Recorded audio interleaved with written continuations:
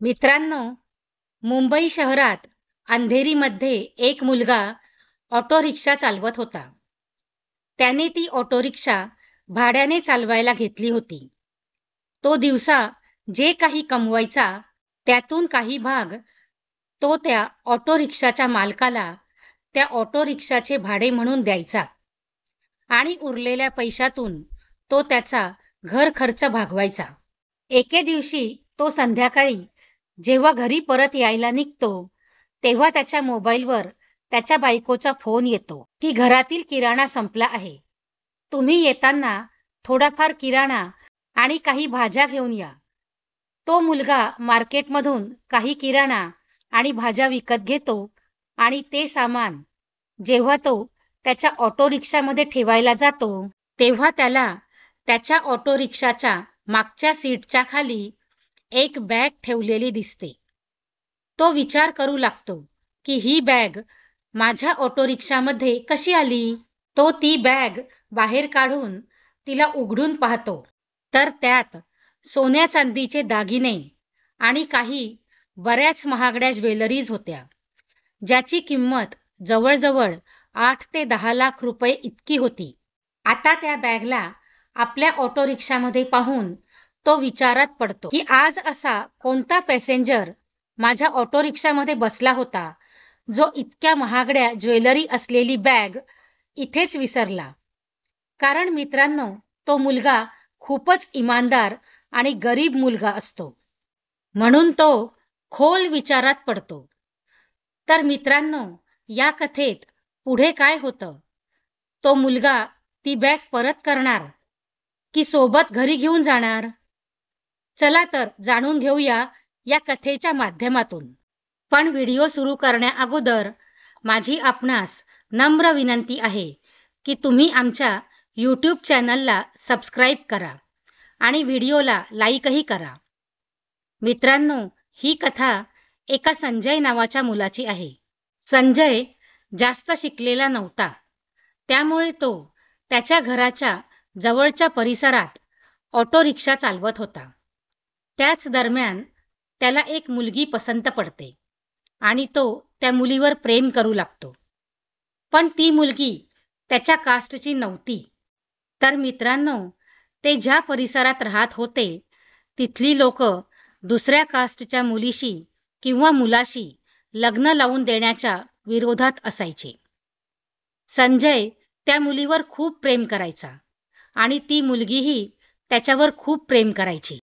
त्या मुलीचं नाव माधवी होतं. ते दोघं मिळून कोर्ट मॅरेज करून कुठेतरी लांब पडून जाण्याचा विचार करतात. दोघांचेही एकमेकांवर जीवापाड प्रेम होतं, त्यामुळे ते कुणालाही कळू न देता कोर्ट मॅरेज करून घेतात. आणि मॅरेज सर्टिफिकेट तयार झाल्यानंतर ते दोघेही मुंबईला येतात.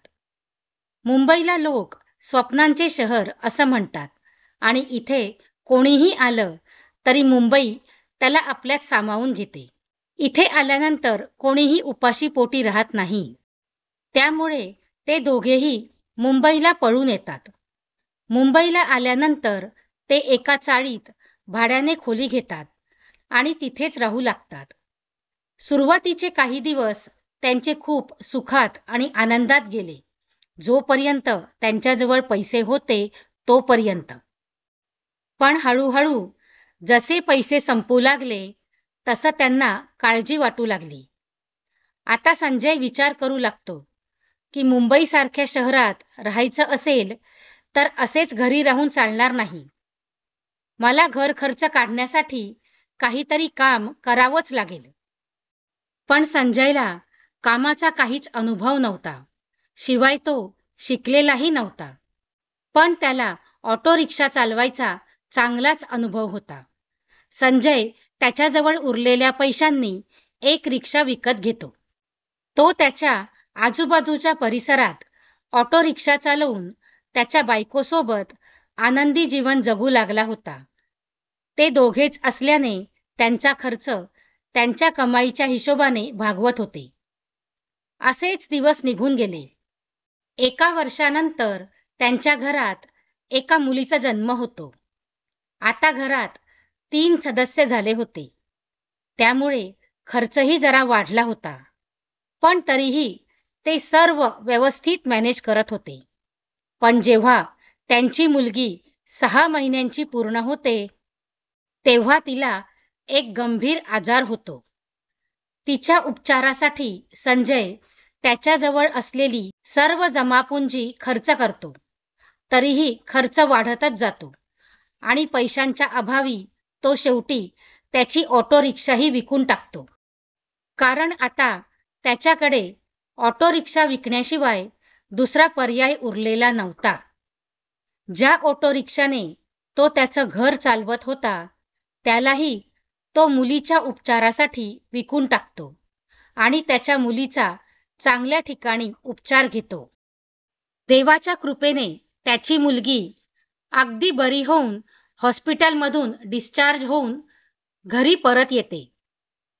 काही प्रमाणात का होईना, पण त्याच्या डोक्यावरील टेन्शन कमी होतं. पण आता तो विचार करू लागतो की मी आता माझ्या बायकोचं आणि माझ्या मुलीचं पोट कसं भरणार? कारण जी ऑटो रिक्षा चालवून तो त्याचं घर चालवत होता, ती ऑटो रिक्षाही आता त्याच्याकडे नव्हती. तीही त्याने विकली होती. आता मी काय करणार? मला तर दुसरं काही कामही येत नाही. तो याच विचारात डोक्याला हात लावून बसला होता की तितक्यात त्याचे काही रिक्षाचालक मित्र त्याच्या घरी येतात आणि त्याला सांगतात की आमच्या ओळखीत एक माणूस आहे ज्याच्याकडे बऱ्याच रिक्षा आहेत आणि तो माणूस त्या रिक्षा भाड्याने चालवायला देतो. अर्थात तो त्या माणसाचा एक प्रकारे व्यवसाय आहे. तो त्याची रिक्षा पर डे भाड्याने चालवायला देतो. ही गोष्ट ऐकून संजय त्यांच्या बोलण्याला सहमती दर्शवतो आणि म्हणतो, मित्रांनो, तुमचे खूप खूप आभार. मी आत्ता त्याच गोष्टींच्या टेन्शनमध्ये होतो की तेवढ्यात तुम्ही आलात. प्लीज मला त्या माणसाकडे घेऊन चला. मला त्या माणसाला भेटायचं आहे. संजयचा स्वभाव खूप चांगला असल्याने त्याला मित्रही चांगलेच भेटतात. ते त्या क्षणी त्या माणसाकडे संजयला घेऊन जातात आणि तिथे गेल्यावर त्या माणसासोबत संजयचं बोलणं होतं. पण तो माणूस म्हणतो की तुला रिक्षा चालवायला मिळेल, पण एका दिवसाचं रिक्षा भाडे 400 रुपये मला द्यावे लागतील आणि ते तुला काहीही करून द्यावेच लागतील. मग ती ऑटो रिक्षा तू चालव किंवा नको चालवूस. त्याच्या व्यतिरिक्त जे काही तू कमावशील ती सर्व रक्कम तुझीच असणार. संजयही त्या माणसाच्या सर्व अटी मान्य करतो आणि आनंदाने त्याच्याकडून भाड्याने ऑटो रिक्षा घेऊन चालवू लागतो. हळूहळू असेच दिवस निघून जातात. रिक्षा भाडे सोडून काही पैसे त्यांच्या घर खर्चासाठी वाचत होते. त्यामुळे ते आनंदाने आपल्या घराचं भाडं भरू शकत होते आणि घर खर्चही भागवत होते. आता त्यांची मुलगीही मोठी झाली होती. तेव्हा संजय त्याच्या मुलीची ॲडमिशन एका साध्या मराठी शाळेत करतो. आता त्यांची मुलगी शाळेत जाऊ लागल्याने त्यांचाही खर्च वाढू लागतो. त्यामुळे संजय आणखीन जास्त मेहनत करू लागतो. आता तो ऑटो रिक्षा 12 तासाच्या ऐवजी 16-16 तास चालवू लागला होता. तो खूप मेहनत करत होता आणि मग एके दिवशी तो त्याच्या घरी परत जात असताना त्याच्या बायकोचा त्याच्या मोबाईलवर फोन येतो की घरातील किराणा संपला आहे, तुम्ही येताना थोडाफार किराणा आणि काही भाज्या घेऊन या. संजय मार्केटमधून काही किराणा सामान आणि भाज्या विकत घेऊन जेव्हा आपल्या ऑटो रिक्षामध्ये मागच्या सीटवर ठेवू लागतो, तेव्हा त्याची नजर सीटच्या खाली ठेवलेल्या एका बॅगवर पडते. तो ती बॅग पाहून आश्चर्यचकित होतो. तो घाबरून हिम्मत करून ती बॅग उचलतो आणि उघडून पाहतो तर त्यात सोन्या चांदीचे महागडे दागिने असतात. ते पाहूनच कळत होतं की हे दागिने खूपच जास्त महागडे असावेत. जवळजवळ 8 ते 10 लाख रुपयांचे दागिने होते. आता त्या बॅगला पाहून संजय जास्त टेन्शनमध्ये येतो. संध्याकाळ झाली होती आणि त्याला घरीही परत जायचे होते. आणि ती बॅग ऑटो रिक्षामध्ये पडलेली होती. तो विचार करू लागतो की ही बॅग कुणाची असू शकते, कारण त्याने दिवसभरात कितीतरी पॅसेंजर त्याच्या ऑटो रिक्षामध्ये बसवले होते आणि उतरवले देखील होते. त्यातून माहीत नाही कोण ही बॅग इथेच विसरला होता. तर दुसरीकडे ज्याची ती बॅग असते ती एक करोडपती महिला असते. त्या महिलेचे नाव रिया असतं. रियाचा नवरा एक मोठा बिझनेसमॅन असतो. त्यांना पैशांची काही कमी नसते. रिया आज तिच्या पर्सनल ड्रायव्हर सोबत मार्केटमध्ये गेलेली असते. तिला नवीन दागिने विकत घ्यायचे असतात, कारण त्यांना आज संध्याकाळी त्यांच्या भाचीच्या लग्नाला जायचं असतं. रिया जेव्हा मार्केटमध्ये शॉपिंग करून पुन्हा तिच्या कारमध्ये येऊन बसते आणि ड्रायव्हरला सांगते की चल लवकर घरी, आधीच खूप उशीर झाला आहे, तेव्हा ड्रायव्हर ओके मॅडम म्हणत गाडीला स्टार्ट करतो. पण गाडी स्टार्ट होत नाही. तो बऱ्याचदा प्रयत्न करतो, पण कार स्टार्ट होतच नाही. हे सर्व पाहून रिया मॅडम जास्तच रागावतात, कारण त्यांना आज संध्याकाळी लग्नातही जायचं असतं. त्यांच्या गरजेनुसार त्यांनी सर्व वस्तूंची शॉपिंग तर केली होती, पण घरी जाऊन आणखीन बरीच तयारीही करायची होती. आता रिया मॅडम त्यांच्या ड्रायव्हरला सांगतात की तू एक काम कर, माझ्यासाठी एक ऑटो रिक्षा थांबव आणि ही कार एखाद्या मेकॅनिकला दाखवून ठीक करून मग घरी ये. त्यानंतर ड्रायव्हर रिया मॅडमला ऑटो रिक्षामध्ये बसवतो.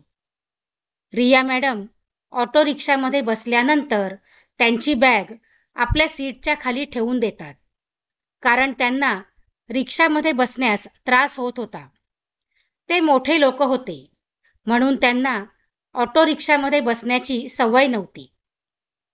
घरी पोहोचल्यानंतर त्या घाईघाईत फक्त आपली हँडबॅग घेऊन घराच्या आत निघून जातात आणि ती दागिन्यांची बॅग तिथेच विसरून जातात, कारण त्यांची प्रत्येक वस्तू त्यांचा ड्रायव्हर आत घेऊन येतो, म्हणून त्यांच्या लक्षात राहत नाही. आणि त्या घरी पोहोचल्यानंतर पटकन तयार होऊन त्यांच्या भाचीच्या लग्नात जाण्यासाठी ते नवीन दागिने शोधू लागतात. तेव्हा त्यांना ती नवीन दागिन्यांची बॅग कुठेही सापडत नाही. त्या हैराण होऊन विचार करू लागतात की मी दागिन्यांची बॅग कुठे ठेवली आहे. आधी त्यांना वाटतं की त्यांच्याकडून चुकून ती दागिन्यांची बॅग सोनाराच्या दुकानातच विसरल्या असणार, ज्या दुकानात त्यांनी ते दागिने खरेदी केले होते. तेवढ्यात त्यांचा ड्रायव्हर त्यांची कार ठीक करून घरी पोहोचतो. रिया मॅडम ड्रायव्हरला पटकन गाडी काढायला सांगतात आणि त्या सोनाराच्या दुकानात पोहोचतात. तिथे पोहोचल्यावर कळतं की त्यांची दागिन्यांची बॅग दुकानात राहिलेली नाही. रिया मॅडम लगेचच सर्व CCTV कॅमेरे चेक करतात. तेव्हा त्यांना त्यात स्पष्ट दिसतं की जेव्हा त्या या दुकानातून बाहेर पडल्या होत्या तेव्हा ती दागिन्यांची बॅग त्यांच्या हातातच होती. आता त्या विचार करू लागतात की कदाचित ती दागिन्यांची बॅग त्या चुकून ऑटो रिक्षामध्येच विसरल्या आहेत. आता रिया मॅडम ऑटो रिक्षा स्टँडवर पोहोचतात आणि तिथे सगळीकडे चौकशी करतात, पण त्या ऑटो रिक्षा चालकाबद्दल काहीच माहिती मिळत नाही. या सगळ्या गोष्टींमुळे रिया मॅडम जास्त टेन्शनमध्ये येतात. आता त्या जवळच्या एका पोलीस स्टेशनमध्ये जाऊन त्यांची दागिन्यांची बॅग हरवल्याची तक्रार दाखल करतात, कारण त्यांना वाटतं की जर ती दागिन्यांची बॅग कोणाला सापडली तर तो नक्कीच ती बॅग जमा करण्यासाठी पोलीस ठाण्यात येईल. पण 1-2 तास तपास केल्यानंतरही काहीच पुरावा मिळत नाही. तेव्हा रिया मॅडम उदास, हताश होऊन घरी परत येतात आणि खोलवर विचार करू लागतात की जर ती दागिन्यांची बॅग वेळेवर सापडली नाही तर मी माझ्या भाचीला काय देणार. कारण रिया मॅडमने ते दागिने त्यांच्या भाचीला तिच्या लग्नात भेट देण्यासाठीच नवीन दागिने विकत घेतलेले होते. पैशांची त्यांना काही चिंता नव्हती, पण त्यांनी ते दागिने त्यांच्या भाचीला लग्नात देण्यासाठी खास ऑर्डर देऊन बनवून घेतले होते. आणि आता पुन्हा तसेच दागिने बनवून घेण्यासाठी बऱ्याच दिवसांची वाट पाहावी लागली असती आणि गिफ्ट त्यांना आज संध्याकाळीच द्यायचं होतं. याच गोष्टीचा विचार करत त्या टेन्शनमध्ये बसल्या होत्या की तेवढ्यात अचानक बाहेर दारावरची बेल वाजते. रिया मॅडम जाऊन दार उघडतात तर पाहतात की हा तोच ऑटो रिक्षा चालक संजय त्यांच्या दाराजवळ उभा होता. रिया मॅडमला पाहताच तो त्यांना विचारतो की मॅडम, तुम्ही आज तुमची कोणती बॅग माझ्या ऑटो रिक्षामध्ये विसरल्या होत्या का? तेव्हा मॅडम उत्साहित होऊन पटकन उत्तर देतात की हो, मी माझी बॅग तुझ्या ऑटो रिक्षामध्ये विसरले होते. तेव्हा संजय त्यांना विचारतो की मॅडम, तुमच्या बॅगचा रंग कोणता होता? तेव्हा रिया मॅडम न अडखळता सांगतात की लाल रंगाची बॅग होती आणि त्यात खूप महागडे दागिने होते, ज्यांची किंमत 10 लाख रुपये आहे. आता ही गोष्ट ऐकल्यानंतर संजयला पूर्ण खात्री पटते की ही बॅग याच मॅडमची आहे. त्यानंतर संजय त्याच्या ऑटो रिक्षाजवळ जाऊन दागिन्यांची बॅग काढून रिया मॅडमच्या हातात देतो. जेव्हा रिया मॅडम त्या बॅगकडे पाहतात आणि त्या मुलाकडे पाहतात तेव्हा त्या त्याच्याकडे बघतच राहतात आणि विचार करू लागतात की हा मुलगा एक सर्वसाधारण गरीब घरातील ऑटो रिक्षा चालक आहे. जर त्याला माझी इतकी महागडी दागिन्यांची बॅग मिळालीच होती तर त्याने ती बॅग मला परत का आणून दिली असणार? कारण आजच्या काळात इतका इमानदार माणूस मिळणे खूप कठीण आहे. याच गोष्टीने रिया मॅडम यांना विचार करण्यास भाग पाडले होते. त्या हैराण झाल्या होत्या. म्हणूनच त्या संजयला घराच्या आत बोलावतात. त्याचे खूप खूप आभार मानतात आणि म्हणतात की तुला नाही माहीत आज तू मला किती आनंद परत दिला आहेस. ही बॅग आज माझ्यासाठी खूप महत्त्वाची होती. रिया मॅडम त्याला बसायला खुर्ची देतात, त्याला चहा पाजतात आणि मग त्याला विचारतात की मला एक गोष्ट सांग की जर मी ही दागिन्यांची बॅग तुझ्या ऑटो रिक्षामध्ये विसरले होते तर मग तू ही बॅग तुझ्याजवळच का नाही ठेवलीस? मला ती बॅग परत करण्यासाठी का आलास? तेव्हा संजय त्यांना म्हणाला, बघा मॅडम, आम्ही नक्कीच गरीब आहोत, पण आम्ही मनाने अगदी निर्मळ आणि इमानदार आहोत. देव आमच्या मेहनतीचं जे काही देतो त्यात आम्ही सुखी आणि आनंदी आहोत. जर आम्ही आमच्या पॅसेंजर सोबत असं केलं तर या जगातून इमानदार हा शब्दच नाहीसा होईल. संजयच्या तोंडून हे शब्द ऐकून रिया मॅडम त्याला एका वेगळ्याच नजरेने पाहू लागतात. कारण त्यांनी त्यांच्या आयुष्यात इतका इमानदार व्यक्ती कधीच पाहिला नव्हता, ज्याने ठामपणे ठरवलं होतं की माझी परिस्थिती भलेही कशीही असो, पण मी माझी इमानदारी कदापि सोडणार नाही. त्यानंतर रिया मॅडम त्याला विचारतात की मी तर ही बॅग 4 तासांपूर्वी तुझ्या ऑटो रिक्षामध्ये विसरले होते. मग तुला ही बॅग माझ्यापर्यंत आणण्यासाठी इतका वेळ का लागला? त्यानंतर संजय रिया मॅडमला त्यामागची कहाणी सांगतो की मॅडम, मी माझं काम संपवून माझ्या घरी परत जाण्यासाठी निघालोच होतो की तेवढ्यात माझ्या बायकोचा फोन आला आणि तिने मला घरी किराणा सामान आणि भाजीपाला घेऊन यायला सांगितले. जेव्हा मी मार्केटमधून किराणा सामान आणि भाजीपाला विकत घेऊन माझ्या ऑटो रिक्षाच्या मागच्या सीटवर ठेवू लागलो तेव्हा माझी नजर सीट खाली ठेवलेल्या या बॅगवर पडली. ती बॅग पाहून मी हैराण होऊन विचार करू लागलो की ही बॅग इथे कोण विसरला असणार. त्यानंतर मला ज्या ज्या पॅसेंजरचे ॲड्रेस माहीत होते त्या सर्वांच्या घरी जाऊन मी त्या बॅगबद्दल चौकशी केली. तर काही लोकांनी बॅगचं नाव ऐकूनच ती बॅग आमची आहे असंही म्हटलं. पण त्यानंतर जेव्हा मी त्या लोकांना बॅगचा रंग विचारला आणि त्यात काय काय होतं याबद्दलही विचारलं, तर काहींनी वेगळीच उत्तरं दिली, तर काहींनी अजून काही उत्तरं दिली. कारण ती सर्व लोक लालची होती. या 2 गोष्टींवरून हे लोक बॅग हडप करण्यासाठी खोटं बोलत असल्याचं मला समजलं. पण जेव्हा मी तुम्हाला हाच प्रश्न विचारला, तेव्हा तुम्ही अगदी बरोबर माहिती दिली. कारण ही बॅग तुमचीच होती, मला ही पुष्टी मिळाली. म्हणून मी ती बॅग तुम्हाला परत केली. आता संजयचं सर्व बोलणं ऐकून रिया मॅडम त्याच्याकडे आणखीन आदराने पाहू लागल्या आणि संजयला म्हणाल्या की मला तुम्हाला कुठल्याही प्रकारे मदत करायची आहे. प्लीज मला तुमचं नाव, नंबर आणि पत्ता सांगा. त्यानंतर संजय मॅडमला त्याचा नंबर आणि पत्ता सांगतो आणि म्हणतो, मॅडम, तुम्हाला आमच्यासाठी काही करण्याची गरज नाही. आम्ही जसे आहोत तसे ठीक आहोत. देवाने मला खूप काही दिलं आहे की आम्ही सुखाने 2 घास खाऊ शकतो. असं बोलून संजय तिथून निघून गेला. यानंतर रिया मॅडमलाही उशीर होत होता. त्या त्यांच्या भाचीच्या लग्नाला जाण्यासाठी तयार होऊन बसल्या होत्या. म्हणून त्या पटकन उठून उभ्या राहिल्या आणि ताबडतोब त्यांच्या ड्रायव्हरसोबत भाचीच्या लग्नाला निघून गेल्या. तिथे पोहोचल्यानंतर त्यांनी लग्नाचा आनंद लुटला आणि आपल्या भाचीला दागिनेही भेट दिले. त्यानंतर त्या आपल्या घरी परतल्या. पण मित्रांनो, लग्नात असून अजूनही त्यांना ऑटो रिक्षा चालवणारा मुलगा आठवत राहिला. त्यांनी तिथेही सर्व लोकांना घडलेली घटना सांगितली. संजयच्या प्रामाणिकपणाबद्दल रिया मॅडमने सर्वांना सांगितले आणि एखादी व्यक्ती इतकी प्रामाणिक कशी असू शकते याचं त्यांना स्वतःलाच आश्चर्य वाटत होतं. लोकही संजयचं कौतुक करत थकत नव्हते.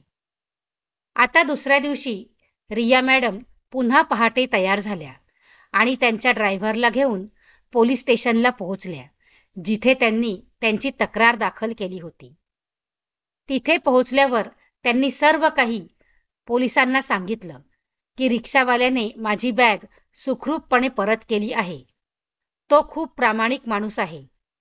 आता ही घटना ऐकून त्यांनाही आश्चर्य वाटते की 10 लाखांचे दागिने एका सामान्य ऑटो चालकाने परत कसे केले.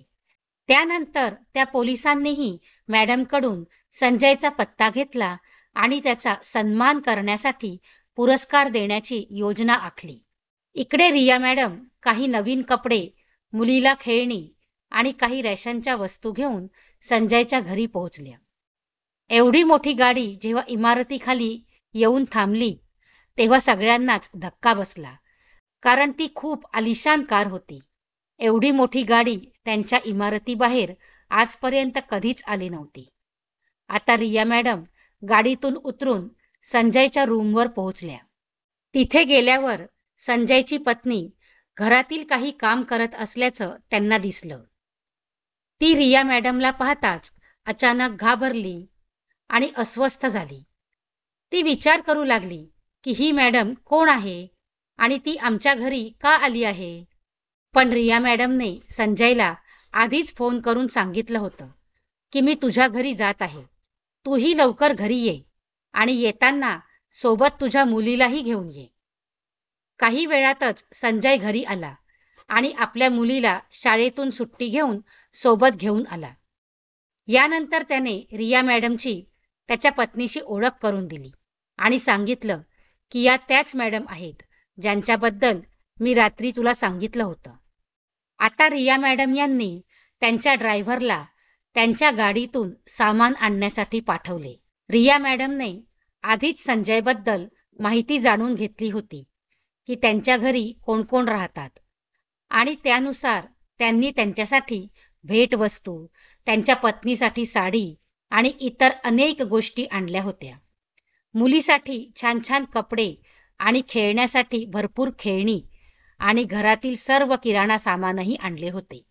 आता जेव्हा रिया मॅडम त्यांना वस्तू द्यायला लागल्या, तेव्हा संजय मॅडमला नकार देत म्हणाला की या सगळ्यांची काही गरज नाही. तुमची वस्तू माझ्या ऑटो रिक्षामध्ये चुकून राहिली होती आणि ती वस्तू तुम्हाला परत करणे हे माझं कर्तव्य होतं आणि मी तेच केले. आता रिया मॅडम म्हणाल्या की नाही नाही, तसं काही नाही. तुम्हाला हे सर्व सामान स्वीकारावेच लागेल, कारण जितकी किंमत त्या दागिन्यांची होती त्या किमतीत तुला हवं असतं तर तुला अशाच आणखीन 4-5 रिक्षा विकत घेता आल्या असत्या. मी हे सर्व सामान देऊन तुझ्यावर कोणतेही उपकार करत नाहीये. हे फक्त तुझ्या प्रामाणिकपणाबद्दल एक छोटंसं बक्षीस देत आहे. प्लीज हे स्वीकार कर. यानंतर ते सर्व सामान संजयच्या खोलीत जमा करतात आणि बराच वेळ त्यांच्यासोबत बसून गप्पा मारतात. मग संजय मॅडमजींना त्यांची संपूर्ण प्रेमकथा सांगतो. संजयच्या आयुष्यात आलेल्या अडचणींची कहाणी ऐकून रिया मॅडमही भावूक होतात. त्याने रिया मॅडमला सर्व काही सांगितले की मी जी ऑटो रिक्षा चालवतो ती देखील भाड्याने आहे आणि माझी मुलगी देखील एका सामान्य मराठी शाळेत शिकायला जाते. हे सर्व ऐकून रिया मॅडमना त्याची आणखीन मदत करावीशी वाटली. रिया मॅडम त्याच्या मुलीला आपली मुलगी मानतात आणि म्हणतात की मी माझ्या मुलीच्या संपूर्ण आयुष्याची जबाबदारी स्वतःवर घेतली आहे. हे ऐकून पती पत्नी दोघेही हैराण झाले. दोघेही नकार देतात, पण मॅडम त्यांच्या निर्णयावर ठाम राहतात. त्या त्यांच्या मुलीला एका मोठ्या शाळेत प्रवेश मिळवून देतात आणि संजयला त्यांच्या ऑफिसचा पत्ताही देतात की तू उद्या या ऑफिसला येऊन मला भेट. आता दुसऱ्या दिवशी संजय जेव्हा रिक्षा घेऊन त्यांनी दिलेल्या ऑफिसच्या पत्त्यावर पोहोचतो तेव्हा तिथे त्याला रिया मॅडम भेटतात. संजयला पाहताच त्या त्यांच्या मॅनेजरला त्याच्यासाठी एक नवीन ऑटो रिक्षा काढून देण्यास सांगतात आणि रिक्षाचे संपूर्ण पैसे कंपनीच्या खात्यातून ट्रान्सफर करण्यास सांगतात. आता संजय पुन्हा त्यांना नकार देतो, पण मॅडम पुन्हा त्याला जबरदस्ती करतात आणि त्याला नवीन ऑटो रिक्षा घेऊनच देतात. आता तो स्वतःची ऑटो रिक्षा चालवतो. आता तो कोणाला भाडंही देत नाही की ऑटो रिक्षाचे हप्तेही भरत नाही. हळूहळू वेळ निघून जाते. आता पोलिसही त्याचा पत्ता शोधून त्याचा खूप आदर सन्मान करतात. त्याच्या प्रामाणिकपणाबद्दल त्याला पुरस्कार देऊन सन्मान करतात. त्यामुळे संजयचे नाव मीडियातही खूप गाजले. अनेक ठिकाणी लोक त्याच्या प्रामाणिकपणाची उदाहरणं देऊ लागले, कारण त्याने 10 लाख रुपयांची बॅग कोणत्याही लालसेशिवाय परत केली होती. त्याच्या जागी जर दुसरं कोणी असतं तर कदाचित त्याने हे केलं नसतं. मित्रांनो, ही आहे आजची कथा, ज्यात एका गरीब रिक्षावाल्याने आपली इज्जत खराब होऊ दिली नाही, त्याचा प्रामाणिकपणा टिकवून ठेवला. त्यामुळे त्याला अनेक भेटवस्तू तर मिळाल्याच, शिवाय समाजात मान सन्मान, इज्जतही मिळाली. एक नवीन ओळख मिळाली. त्याच्यासमोर कितीही पैसे पडलेले असले आणि तो कितीही आर्थिक संकटातून जात असला तरी त्याने मिळालेल्या पैशांचा गैरवापर केला नाही आणि आपल्या प्रामाणिकपणाला सर्वात आधी प्राधान्य दिले. मित्रांनो, तुम्हाला माझी ही कथा आवडली असेल तर व्हिडिओला लाईक नक्की करा आणि चॅनलला सबस्क्राईब करायला विसरू नका. धन्यवाद.